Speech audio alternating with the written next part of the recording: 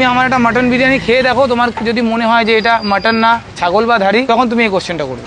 এই আমার লোক উল্টা পাল্টা কথা কইবা না।